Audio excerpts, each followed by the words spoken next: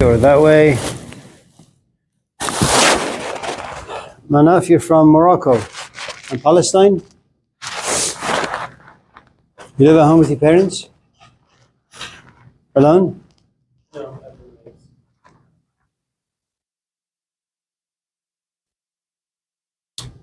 Who are your parents? one's south, one's north.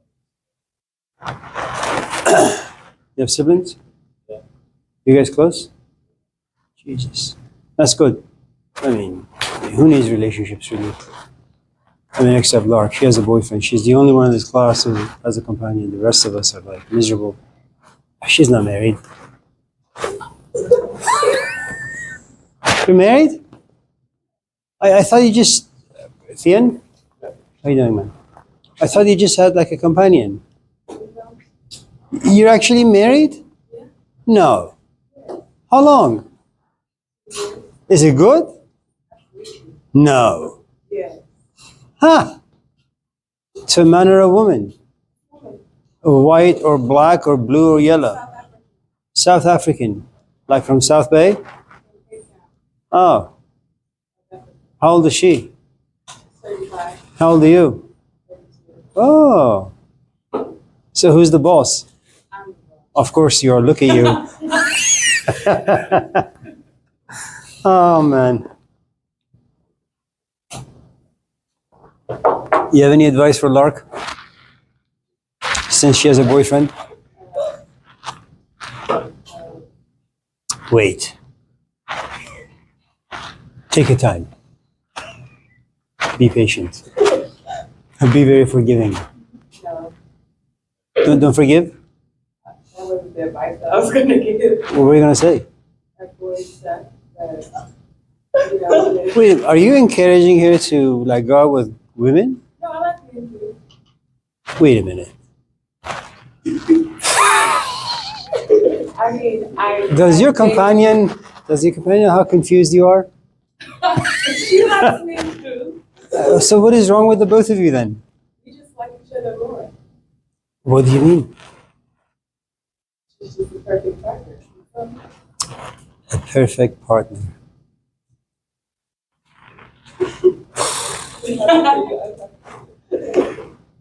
What do you say there? I'm happy for her.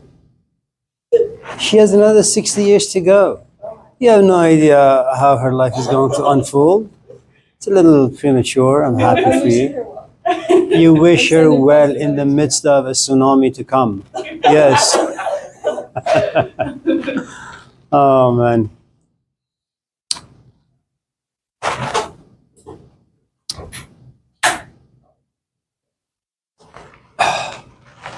What was your name? Caden, was it? Caden, okay.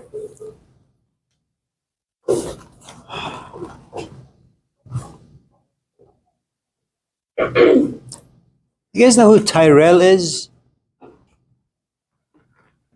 Fian, do you know who he is? Do you care to know?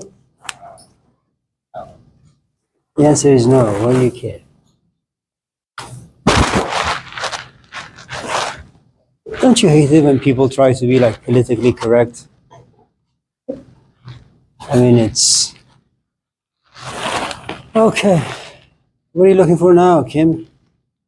You have a companion. Your life is perfect. No, my life's not perfect. I wouldn't say that. I see. But it's almost there. I mean, for me, at least.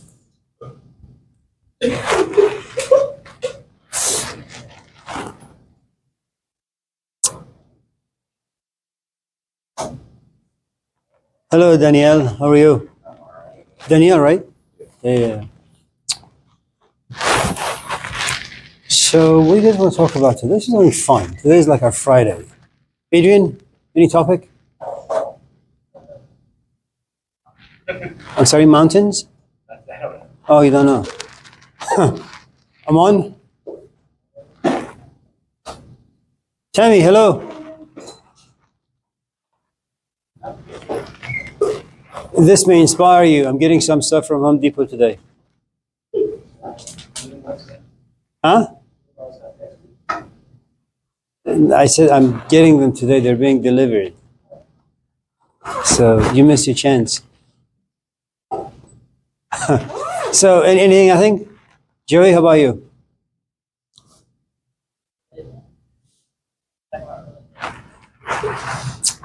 Yeah, but not today. Alex, how about you? Nothing? Kim?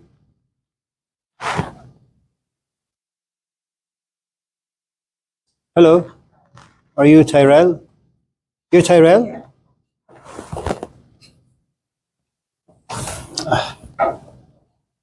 Tyrell. Okay. Yeah, Kim. Sorry.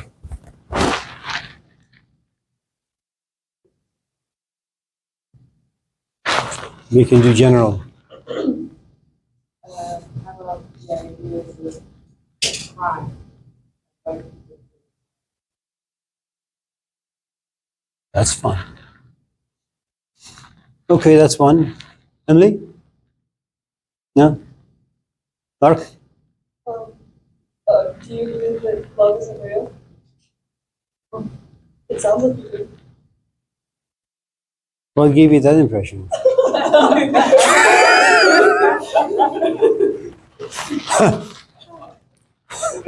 Okay, so we have crime. That's the outcome of love. Okay. Colin, how about you? Anything? Danielle, how about you? Question for the whole one. Anything. I'm just want to see if there's a buffet out there. I'll save it for later. Okay, enough. Yeah, Tammy. Okay, so this kind of goes back to what you said last week. I was listening to a podcast, and in this podcast, a gentleman was talking about life. And he quoted, I think he was a philosopher, Soren Kierkegaard. Yeah. Right. And the quote was, life can only be understood backwards, but it must first be lived forward. Okay. So it kind of supported what you said about a comment you made to Lark about, you don't really understand until you get older. And I have a friend now who is calling to apologize to her mom about stealing her socks. Because her kids steal her socks. Were there money in the socks? No, but kids don't keep up with their socks. Then they wear mismatched socks, and so her kids go into her drawer. But she says she can remember as a child when she used to do the same thing, take her mom's socks because she couldn't keep up with hers, and she didn't make them like she should have. So I'm not sure if that's a question, but the name Kierkegaard is he's an interesting fellow, and I suppose to understand, there was another guy who came a few years later after Soren Kierkegaard, whose name is Friedrich Nietzsche. And Nietzsche had always argued that if you want to understand anybody's philosophy, you should first understand the philosopher. In other words, if you raise your hand and you say, life is good, I'm not going to wrestle with the concept life is good, but rather I should say to myself, I wonder what Tammy has gone through, what experiences she's been exposed to that has led her to this particular conclusion. Kierkegaard, when we are born, we are wired to simplify things in two ways. You're either an introvert or you're an extrovert. Introverts have a tendency of taking the incoming experiences, putting them inside, reflecting, feeling, oftentimes being dreadful, being anxious, being confused, being sad and depressed. And they are profoundly lonely. Introverts are. And they have the best senses of humor. And Kierkegaard was one of them. Hello. It's okay.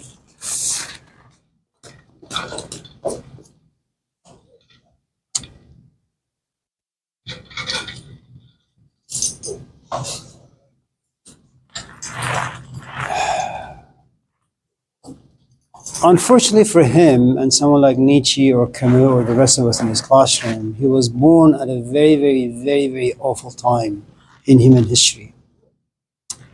I don't know if you were here the first day of this class, but I think about 85% of the people who live in this room have come from broken homes.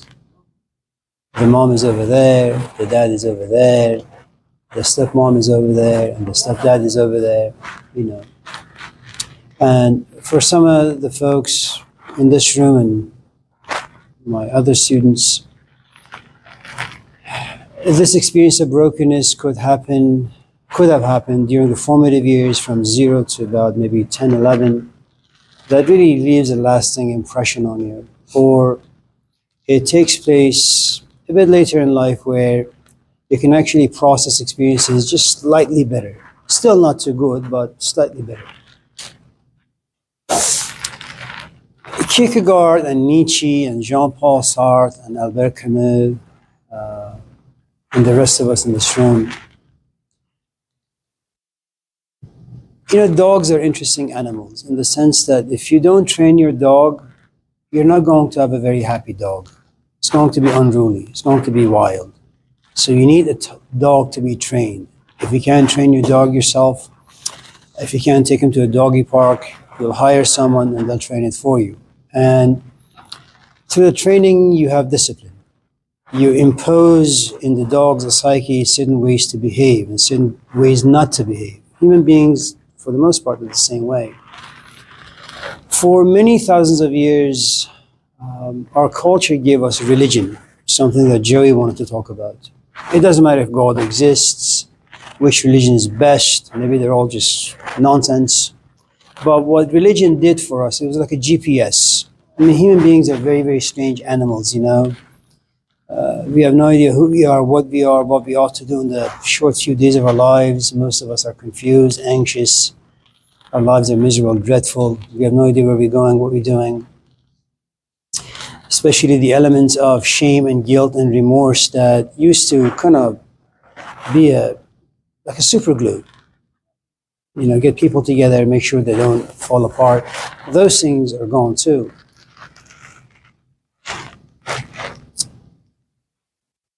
The existentialist movement, or anyone who happens to be extreme introvert, comes to realize that there is nothing out there that can guide them.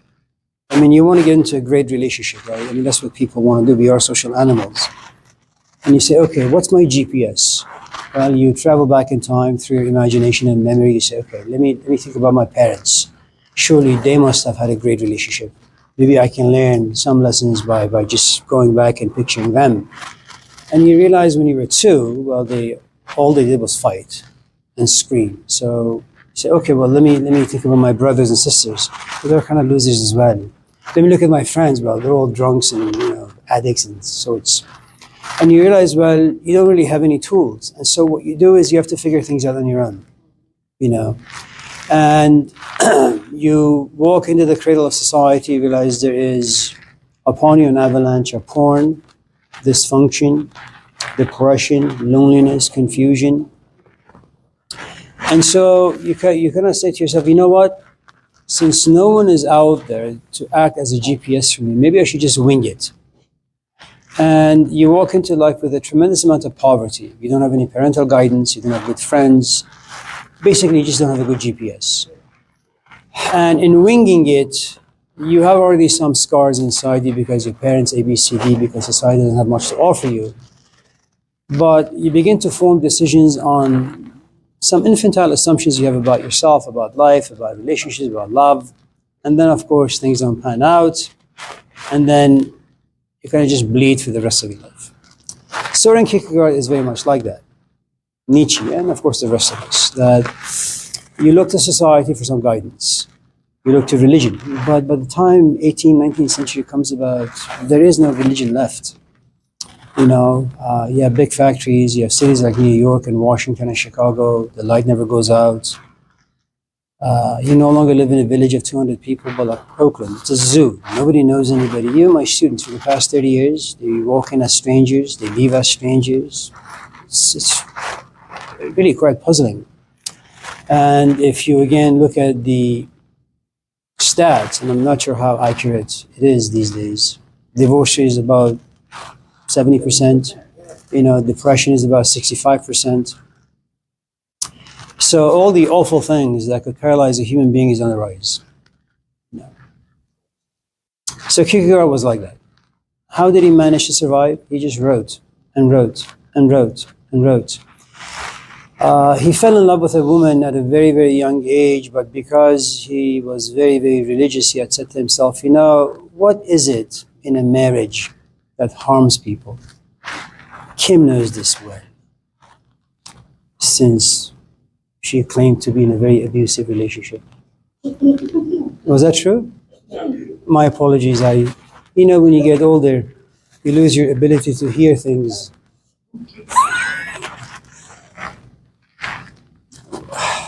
Where was I? You're talking about marriage Yes. and how he fell in love with Oh yeah, he fell in love with this tiny little girl. I mean, she was old then, of course. Lark, she was 16 and a half. He was like almost 30.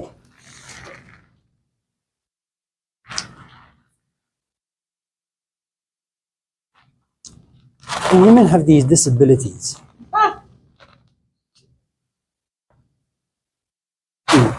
I didn't say that. I mean, it's right there in Genesis. No.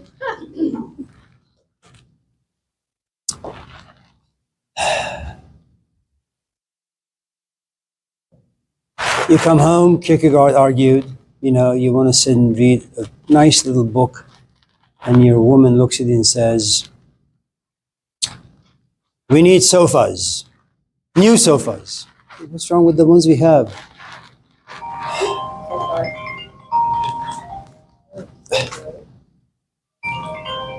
Is it an alarm or is it like someone calling you? Yeah. Anyways, where was I? You were talking about the sofas. Yeah, and then Kierkegaard says, I don't want to go to anywhere and look at sofas. I want to just read a book. If you don't accompany me to like some furniture store, no sex tonight. I don't even want sex, but no food tonight. Okay, I'll go like Costco with you. How about Safeway afterwards? I don't want to go to Safeway. You have to. How about Costco? I don't want to go to Costco. At a certain point, a woman looks at it and says, children. No. I don't want children. I want kids. And what can a man really say? Divorce? Of course not. By this time you're addicted to her body. She's addicted to yours, of course. You're addicted to certain lifestyles, certain habits, certain routines. And so you submit. You say, okay, you know what? Let's have children.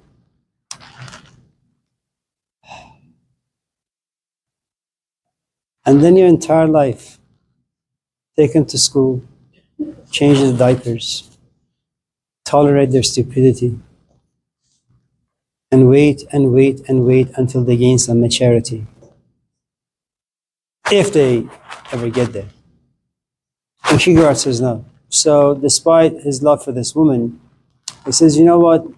My love for a life of reflection, for a life that is spent reading books and understanding and gaining wisdom and insight into human nature and life, are much better. So he left her, like Abraham.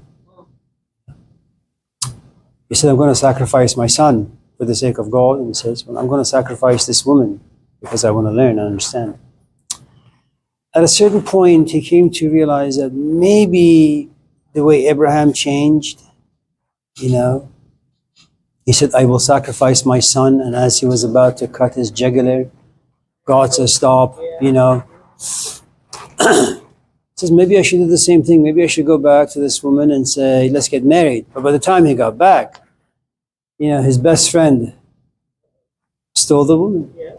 So much for friendships. And for those in this class who are friends, beware.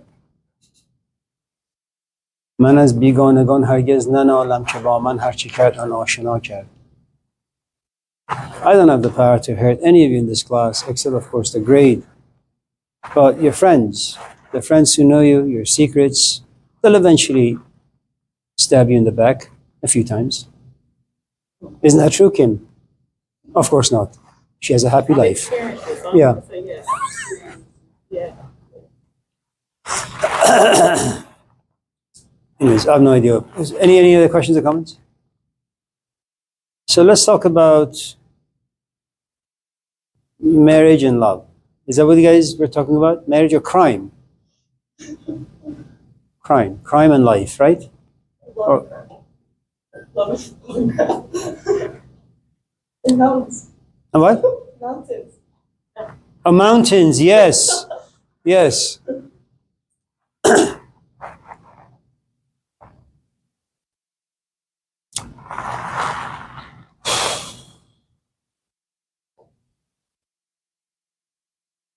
Do you have any other questions? No? Caden? All right, let's talk about crime and then we'll slowly relate it to love.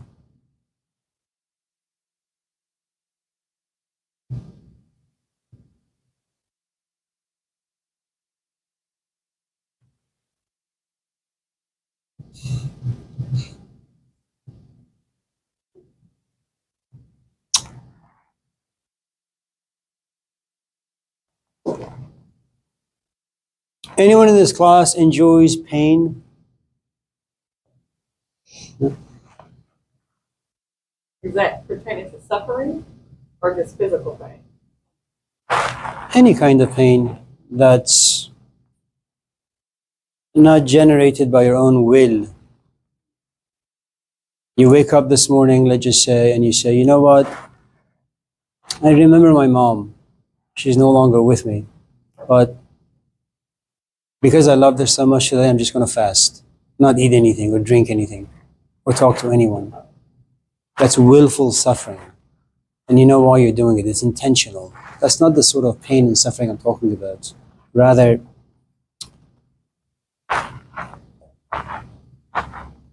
you come to this class, let's just say, or any class, you sign up just for 3 units to get a grade, to graduate, and someone in the class harasses you, your instructor abuses you, you know. There is something about being a human being that does not enjoy pain very much. We'll do whatever we possibly can to get rid of it, by any means possible. But to understand why this is so, you have to understand the sort of condemnations imposed upon us. We live in 4, 5, 6, 7, 9, 10 different prisons. First, there's the prison of culture. I did not choose to be born in Iran, but I am.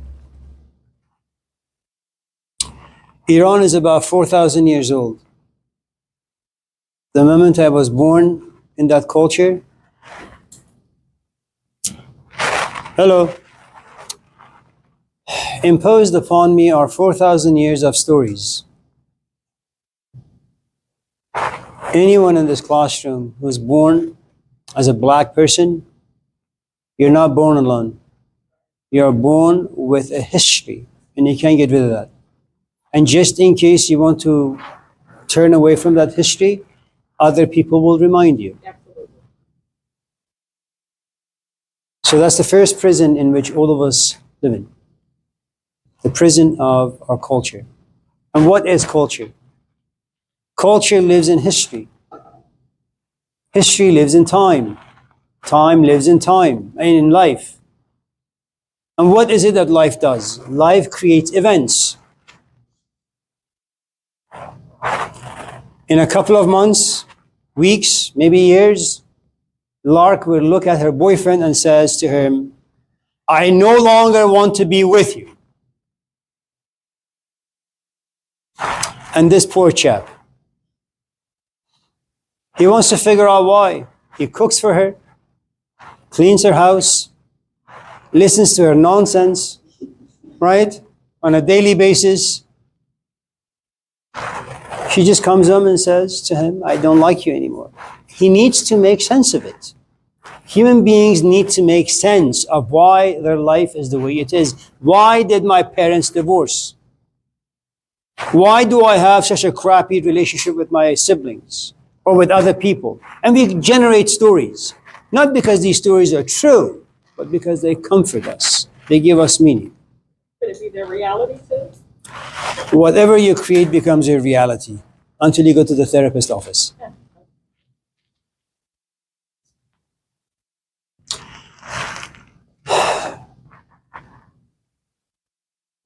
Then there is the prison of time. When I was born, there was no internet. There were no cell phones. In fact, there were no phones. When we had TVs, we only had two channels, one politics, one religion. When we walked around town, no one showed skin.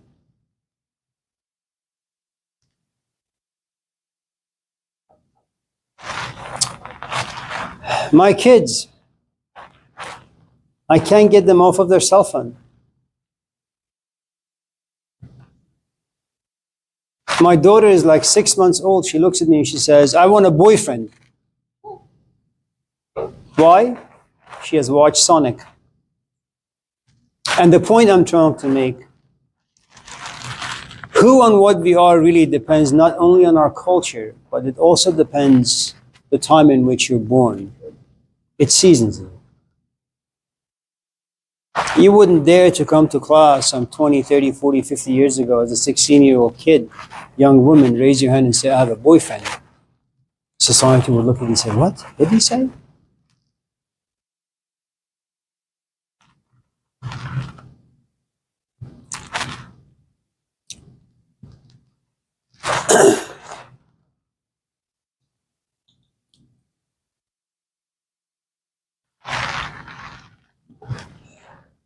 There is a guy who plays soccer. His name is Cristiano Ronaldo. Any of you know who and what he is?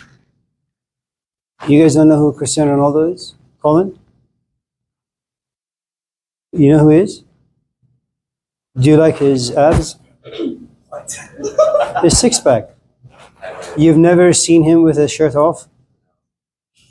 Man, you're missing out. After class, you should take out your cell phone. Just Google the naked Ronaldo. See what comes up. He's like chiseled in the images of gods, ancient Greek gods. Beautiful. You know what life does, Colin? I like to play soccer, but I can't be like Ronaldo. And all of a sudden, despite my desire to want to be a good soccer player, watching Ronaldo and realizing I can never be like him, inside me is created envy. Envy then creates jealousy. And the more I try, the more I fail. Jealousy turns into anger. And because I'm not disciplined, anger turns into violence. I commit crimes against myself, against my family, against my friends, against society. Crime is very organic, it's very natural. There's also another thing to this. And let me bring in Karl Marx for a moment. Any of you know Karl Marx? He's a chess player. Yeah.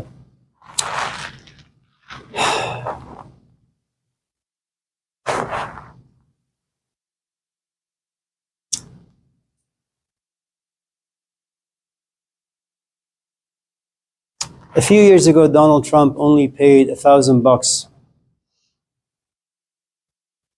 in his taxes. That's more than some of us in this class. That's less than some of us in this class pay. He's a millionaire, if not a billionaire.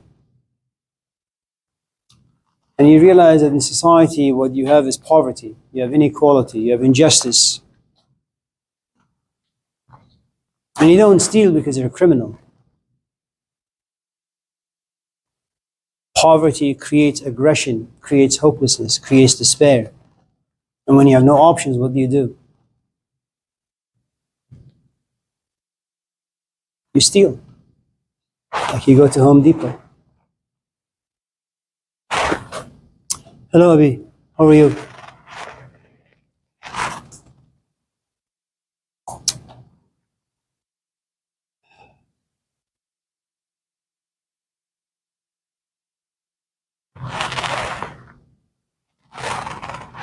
I read some of your questions. About 50% of the questions submitted were AI generated. The system just detects those things, flags them.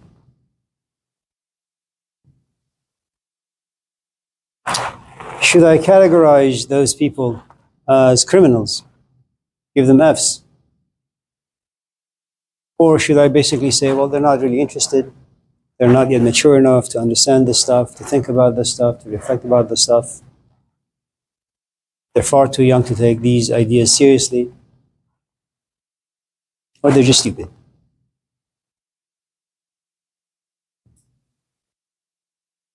It's actually quite natural to be criminals.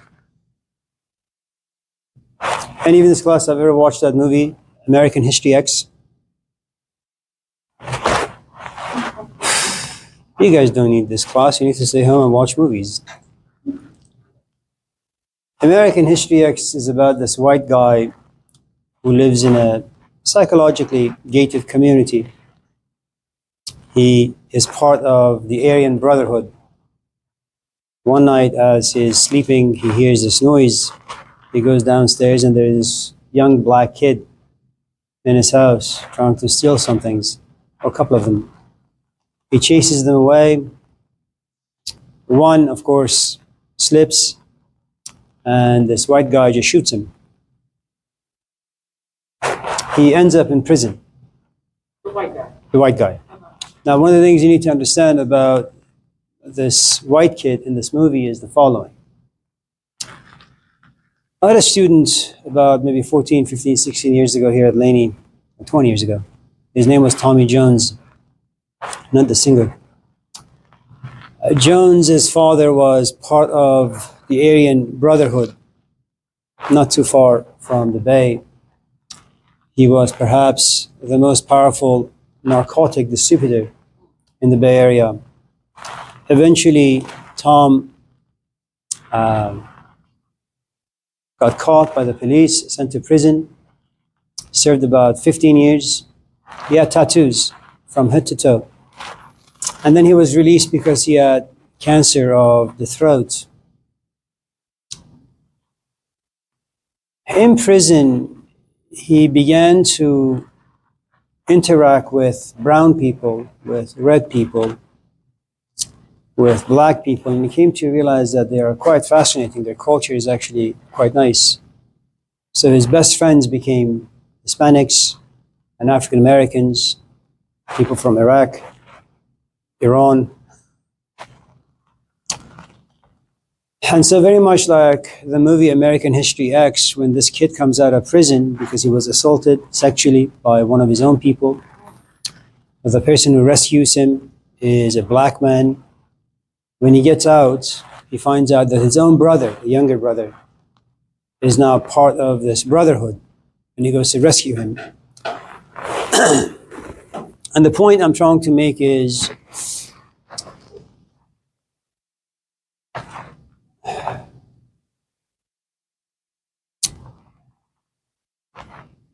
when your culture changes, your perspective begins to change. Consider a good friend here, married for about 2 years, happily, and she'll forever and ever and ever eternally be happy. She has found her promised land down here. She has no need for heaven or paradise because she's found it. Oh, what a joke. Let's move on. Let's talk about love now. Do you have any questions? Anyone?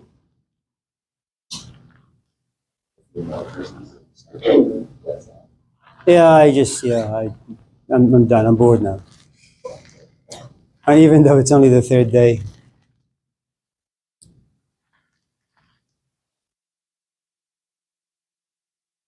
Abi, you have anything interesting? Before we talk about love?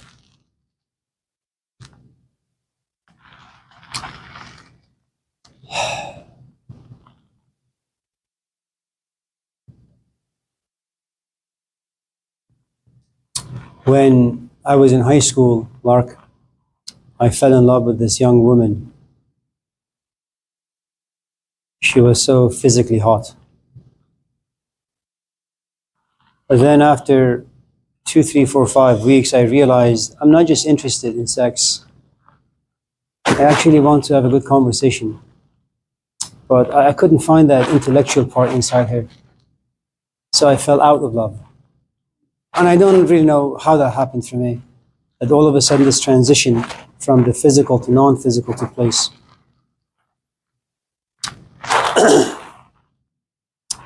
Then I dumped her and I began looking for someone who's physically okay, but there is a beauty to their intellect, you know.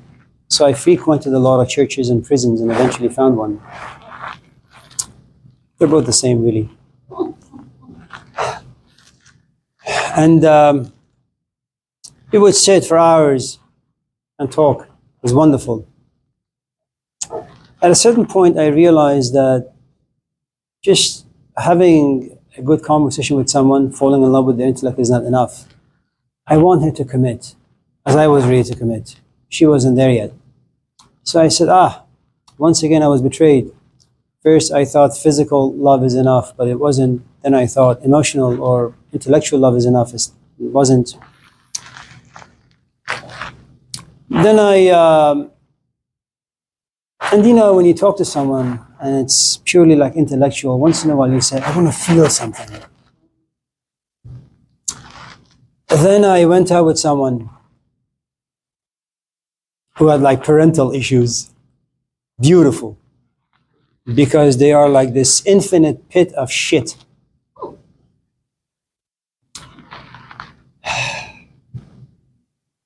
They're always a victim. They have issues. And as a man, what I really liked was the fact that she helped me become a good mechanic. Listen to her pain, and then try to hold her and soothe her and comfort her. I was like a messiah. It made me feel good about myself. So be warned for those of you in this class who go out with broken people. They begin to make your life smell bad in many ways. Sometimes, not often. And then I realized that when you love people because of their emotions, the way they are, that doesn't last either. And I said, you know what? Like him over there, I want someone who's mature enough to commit. I fell in love with someone's maturity. So we got married. Now, under the same roof, everything changes. Tell him, Kim. She doesn't take out the trash. She doesn't wash dishes. She doesn't massage my feet. For me, yeah.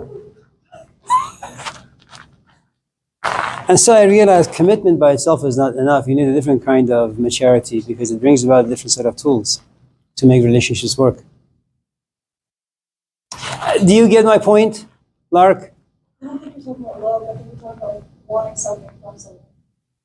Like, I don't think it's love when you just... Are you here because you love this class? You are a human. Look, first of all, hold on.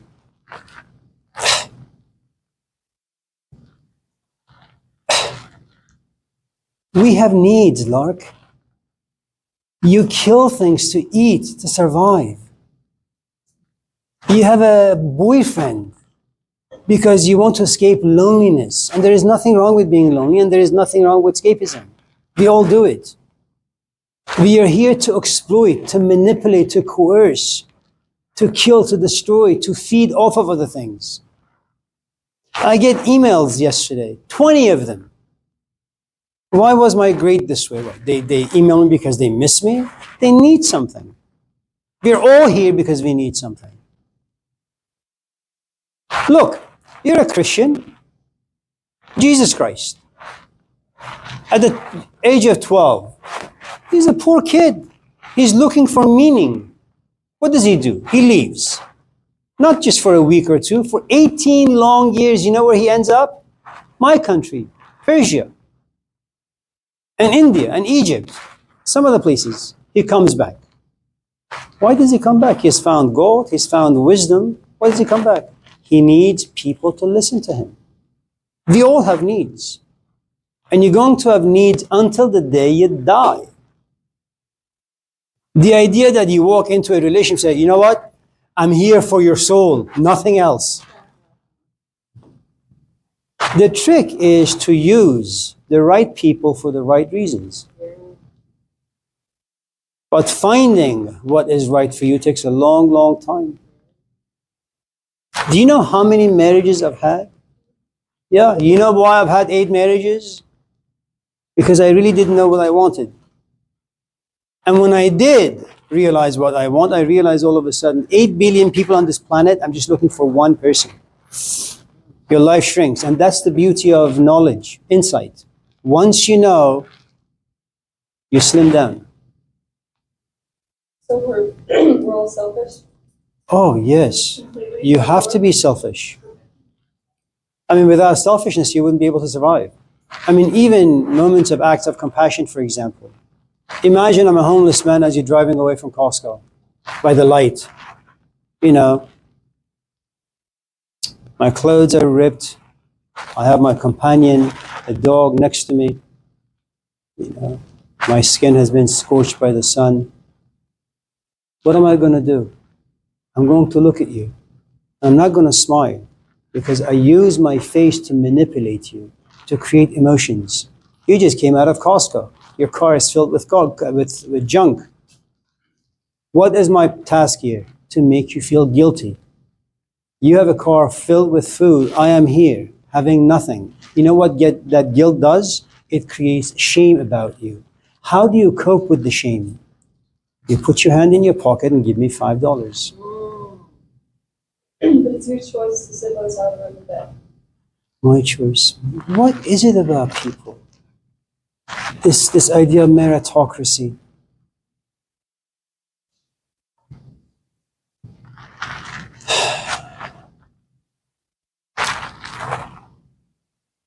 You have the privilege of being white because your parents are white. You have the privilege of being somewhat attractive because you just have good genes, and maybe your parents are ugly, but you happen to be a freak of nature. But there are certain privileges you have, and it's not because you worked hard for them. There is a story about Socrates, and it's a guy we'll talk about at some point in this class. One morning, someone knocks on his door, like about 4 in the morning, and says to him, you know, there's this new chap who just entered our town. He's like Cristiano Ronaldo, you know, square jaw, high cheekbones, full, luscious lips, you know. Come, take a look. And one of the things about the Greeks is that they really did appreciate physical beauty because that's the closest thing you can get to God, you know.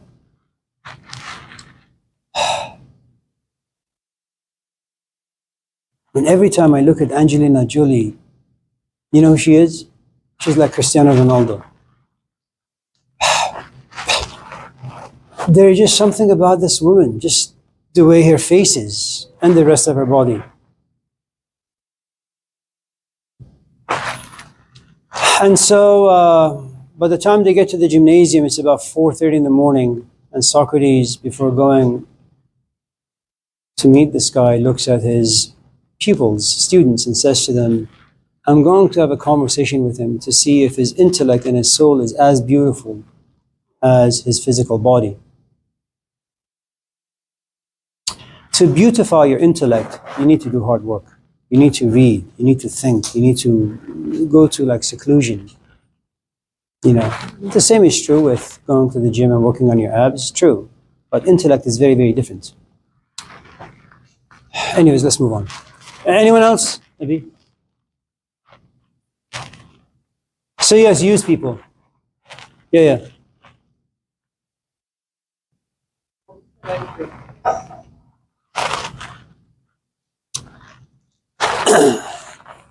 This is going to kind of be a little weird, but I'll say it nevertheless.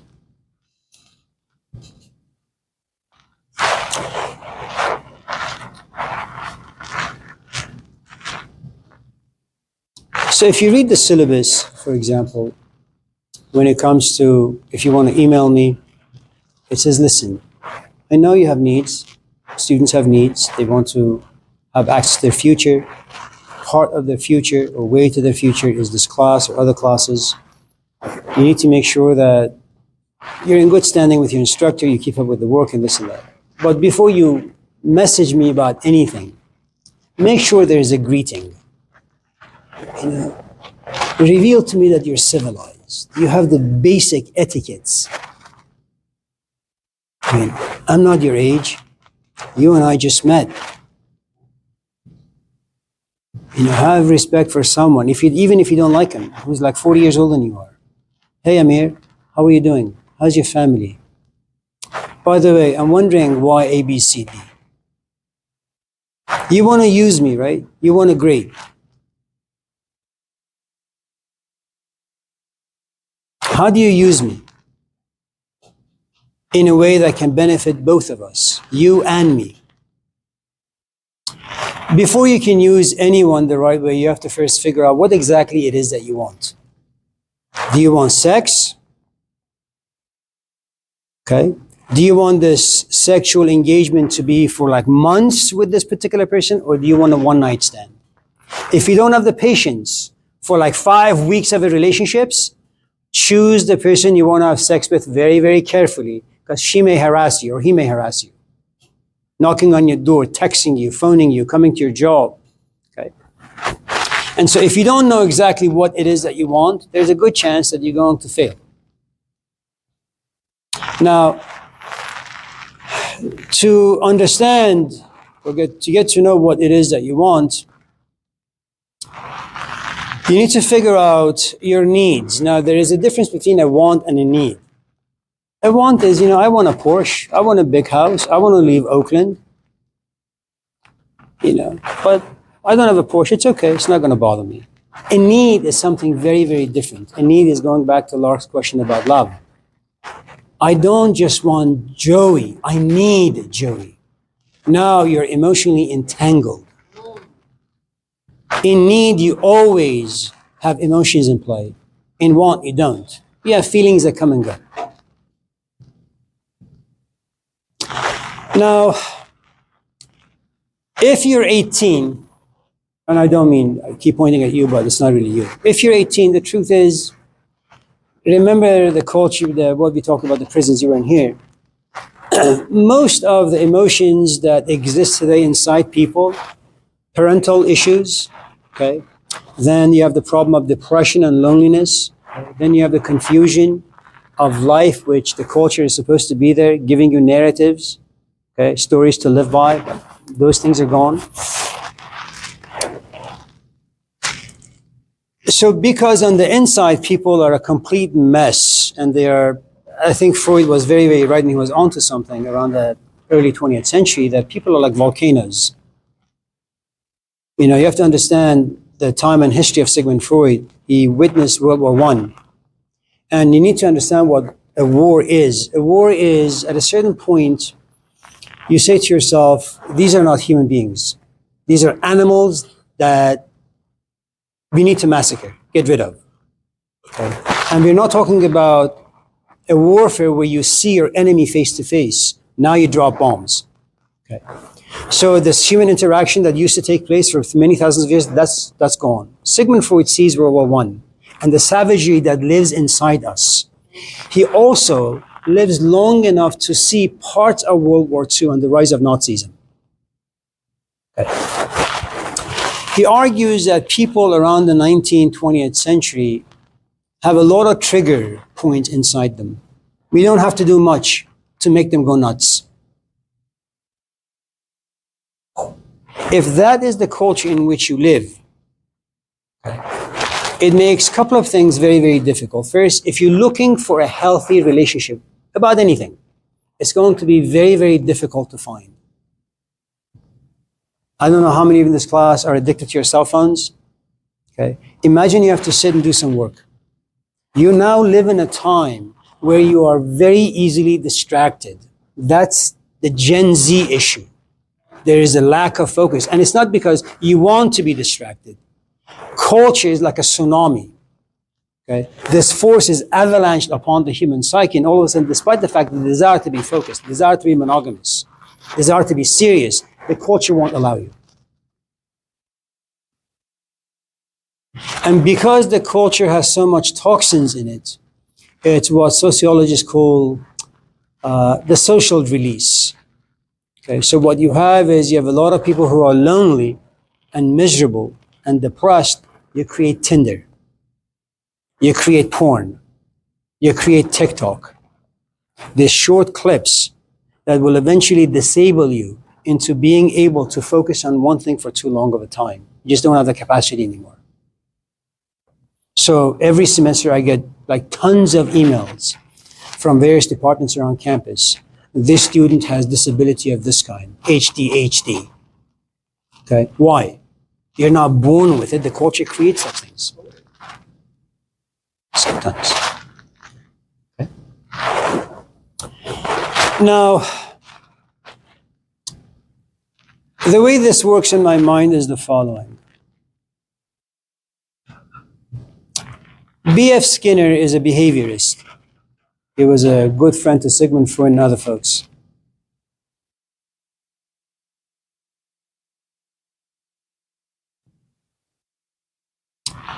Since human beings are these empty vessels that society just puts stuff in them, what you need to do is, if there is someone out there to whom you're attracted, spend some time with them. Remove the stuff of society that lives inside them. Inject into them the stuff that you enjoy. And that get from them what you need. And it's going to be the same stuff that lives inside you. She likes to read the Bible, let's just say. I say quotes from the Bible once in a while, but I'm not very serious. She likes me and I like her. She invites me to her house. She gives me some food and some coffee. And her kids are around. And all of a sudden, before eating food, they all sit and pray. I have no choice. I'm condemned. I'm held hostage by the environment. I sit and pray too. After dinner, we sit around the dinner table again. Some coffee is served. Now they read the Bible. And she's going to look at my body language. How am I sitting? What's my facial expression? Okay. Am I interested? Am I not that interested? Do I wreak anger and frustration? Do I have an unpleasant presence to me? She's going to study all of that. Then I say to her, you know what? My friends are waiting. I need to go after 2 hours. And she comes to realize, well, the first obstacle is I have friends. She needs to get rid of that. Because if she gets rid of my friends, in other words, she is able to manipulate me in me looking at my friends in not a positive but a negative way. Now I have 2 extra hours to spare, and she's going to take that. Now she has a student. That student is me. In her reading the Bible, it makes her feel good. And by the time I have allowed her to remove those friends from my interior, there's a portion of me that's devoted to her now.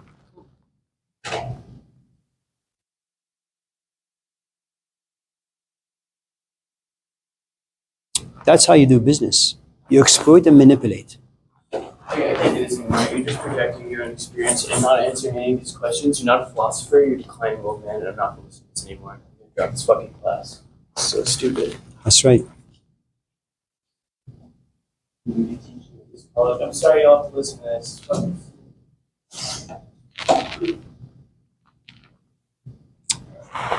He was not projecting, but I was.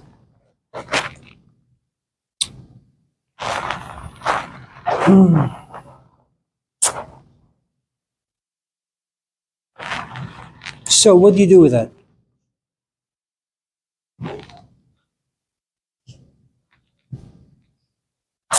Let me give you a bigger picture, perhaps.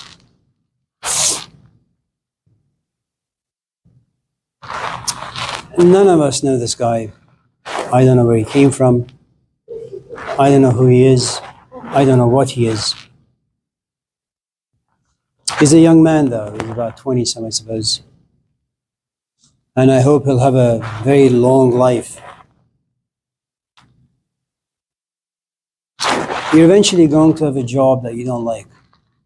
You're eventually going to have customers that you won't like. There are going to be many instances in your romantic relationships that you're going to get into these intense disagreements.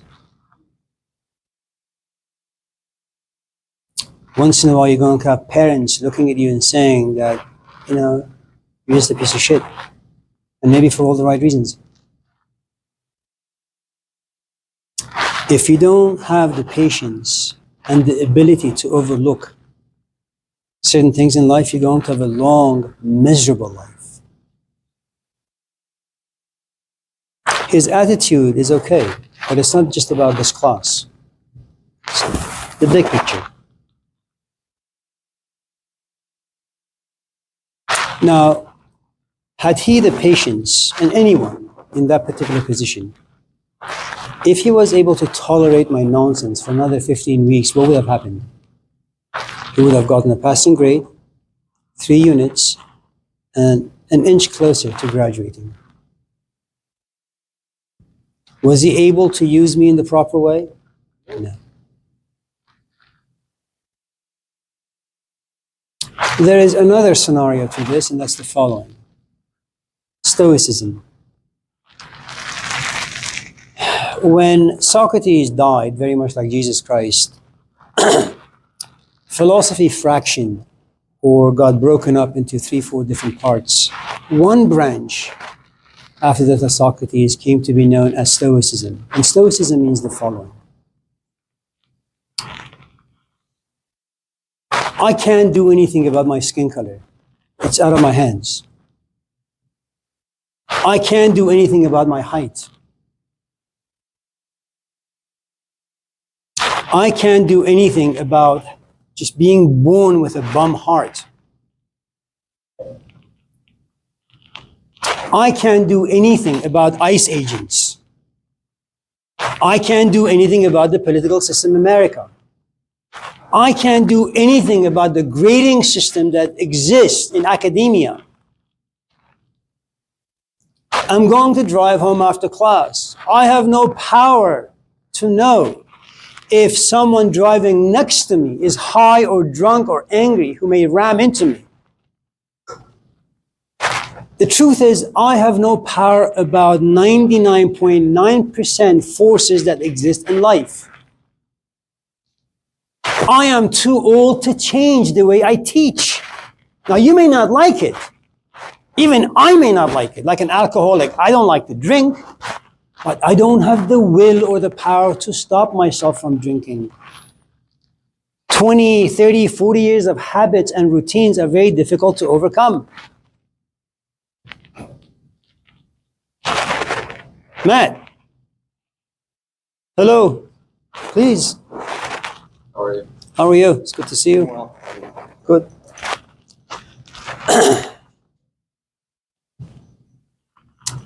Just to give you a different perspective, Matt took my class this past summer. Abi took a class from me some 40 years ago. And we had a young man here, 3 days of experiencing me. One man, my teaching hasn't really changed that much. And yet you have a few radically different experiences.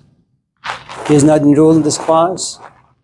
He texts me once in a while, comes to the office once in a while, and comes to my class once in a while, despite not being enrolled.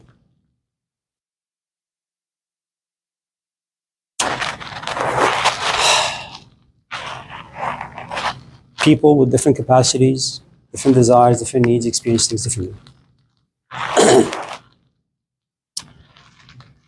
Now, going back to Stoicism, the only thing I have power over are my emotions. That's the only thing I can do.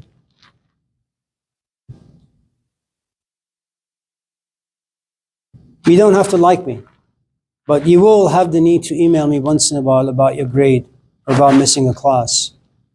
Now you can allow that emotion to guide you. And one of the things about feelings and emotions are this: they will always pass.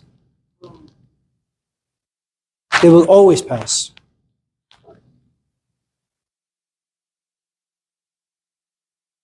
The only thing that remains with us, as Epictetus, Seneca had argued, our ability to reflect and to be mindful. That's it.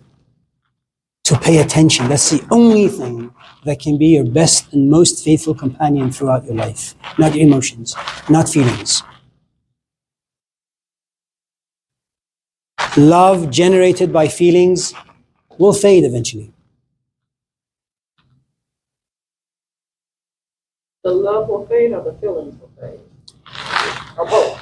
Well, the love that is the outcome of passing feelings, it'll come and then it'll go. But we'll talk about this, perhaps the next class minutes of how this thing, love, comes about. Because you have to talk about desires, you have to talk about emotions, you have to talk about feelings. So, yeah, finish it. As good as being, you also said that they can come back and look.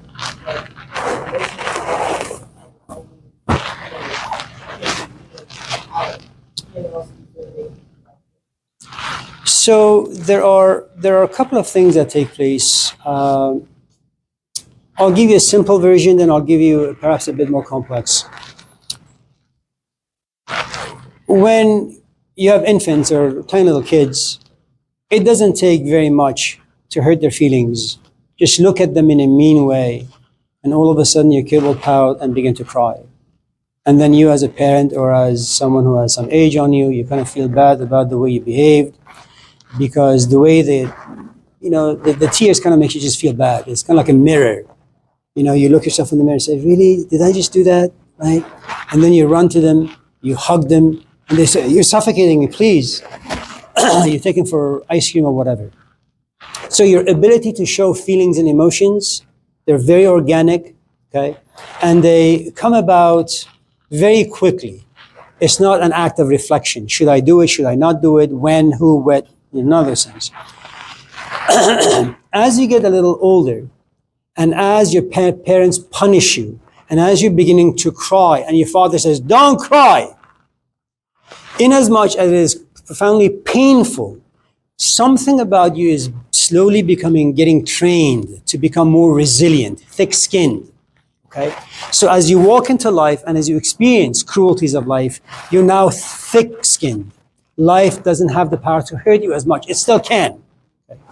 So let's say you walk into, it's your first relationship, you're in love with this person, he breaks your heart, and you're sad and depressed, and you cry for hours, for days, if not weeks or years, okay? Eventually you heal. That's what we do. We're animals that eventually heal. Then you realize that sometimes your skin desires to be touched, sometimes you need conversation. So you say, you know what, I'm going to go back in the dating game and figure out if there's a good person out there for me. You find one. But something about your organism, and you don't have to kind of reflect on this, it just happens organically. Something about you says, you know what, my first relationship, I gave 100%. This time, I'm only going to give 70%, which means that this other person doesn't have the power to hurt you the way the first one did. So as you get older, your ability to get hurt lessens unless there is this scar inside you, and anytime it triggers, it just opens and blood just gushes out, okay? Hopefully you and I don't have that particular trauma inside us, okay? And there are all these buffers before it actually hits this trigger button, okay? There is something really interesting about James Baldwin that he said that, and it's an amazing place to be in life. And this is not just about James Baldwin, anyone who is interested in human behavior, human reflection, that if someone calls me the N-word, my name is James, but if you call me the N-word, I'm going to look at you. I'm going to say, what sickness lives inside your head? That though you know my name is James, you rather call me this particular word. Why? So instead of becoming like a Mike Tyson and beating the crap out of this guy, he says, you know what? I'm going to tell him, you like coffee? Pizza's right there. Why don't you and I go sit, have a cup of coffee? Let me see if I can educate you. Okay. Now you say the N-word to a black man, profoundly educated. He has a hold of his emotions. He doesn't allow the emotions to overtake him and give him identity and purpose. Because once the emotions, especially the negative ones, like this guy, takes over, what you will have at the end is remorse. You'll feel guilty, but there is no way to repent. Because if this guy knocks on my door, I'm not going to open it. If he emails me, I'm not going to respond. I mean, that's one of the things about repentance. Someone needs to receive you. If I don't receive him, maybe he'll come to a place where he will receive himself. Okay. Now, you don't know much about me, but I'll just say this much. When I was about 18 and a half, I ran into a Socrates in my own life. And I stayed with him for about 10 years. Okay. We would go to his house 2-3 times a week, and each day was about maybe 6-7 hours. He was Persian. And one of the things about doing philosophy is that you'll try as much as you possibly can to understand things. But to understand things, you have to make sure emotions don't come out and contaminate them. Okay? Like when you sit with your companion and there's a disagreement, and both of you come to a place where you say, you know what, we're not going to do this emotionally. We're going to just sit, we're going to talk about this like two adults who are not going to get wrapped up and devastated by the tsunami of emotions. So, when I got married, it wasn't for emotions. When I had my kids, it wasn't for emotions. If you ask me, do I love my wife? Once in a while, yeah. Do I love my kids? Once in a while. I had assumed, imagined, and because I teach about death and those things, I had assumed, of course, wrongly, that I have no longer the ability to feel anything deeply and intensely. You know? And then one night, my sister called and says, you know, Hossein, that was the name of my teacher. He had cancer the last 2 years of his life. He said, Hossein died. And I broke down. And it wasn't so much the breaking down that was interesting for me. Coming to realize that, yes, as a 61-year-old man, I still have the ability to feel things intensely and deeply, but they have to be the right things for me.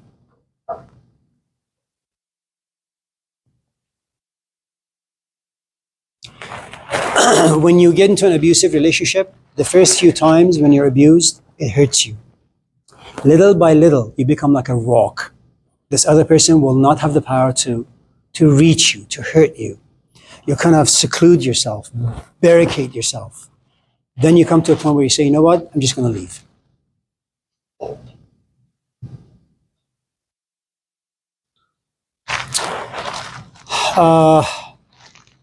If you get really, really good, if you become a really good student in life, you will put your physical body in physical spaces that will generate specific emotions you're looking for. I don't go to a party where there is talk of porn, where people laugh about stupid things, where they move their body to stupid music. And as you get older, you realize you have less energy, you have less time, you have less patience for BS. So you place your physical body in specific physical situations because you want to be exposed to certain ways of thinking and people talking. You're looking for specific things. It's kind of like dating.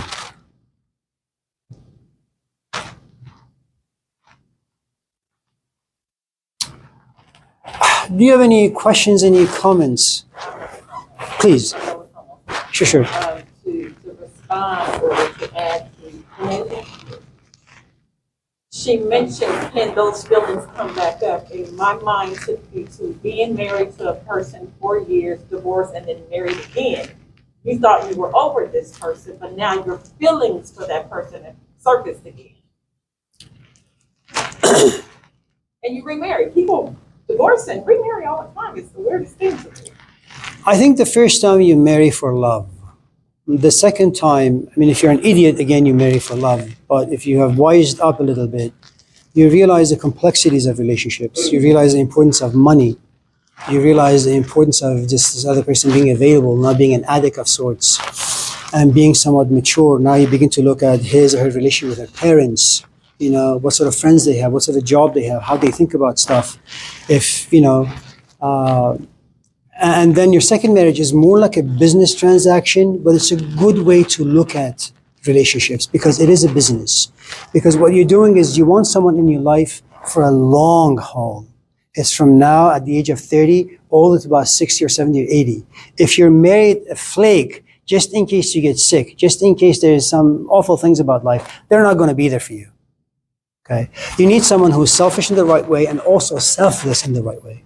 Even to the same person though, when you marry somebody, divorce, and then you marry them again. You know, Jean-Claude Van Damme, he's, I don't know if you guys know who he is, he's a martial artist. He's married like, I don't know, 6 or 7 times, if the stories are true. His 7th wife is his first wife, or used to be his first wife. So you go, you marry, it doesn't work out, you go through 5 women, then you realize, oh, you know, the first one I had was really, really good. I was just too stupid to figure that out. Then you marry them.